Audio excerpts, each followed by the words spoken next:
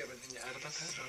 Well, I mean, I think that in some ways this film followed exactly the way I approach my other work, where it had this conceptual arc, where for me was this dichotomy between the individual woman crisis versus the crisis of the country, the place of the city of Tehran and what it represented as a very timeful, historical, very important socio-political issues that were happening in the country, versus the orchard that was a natural space that was timeless and universal, and the woman faced utterly existential questions.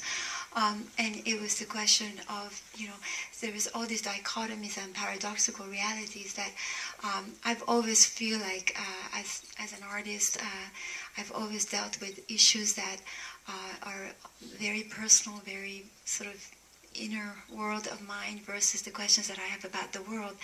And in some ways I felt the orchard, if you could consider the orchard and what it represented as opposed to the city, the orchard was the inner body and the city became the outer body, the external world. And at times we kept them very separate, and at one point they converged. And this is exactly how I feel like I have inner conflicts and outer conflicts. I have problems with who I am as a human being on this planet, but I have big problems and questions about the world I live in.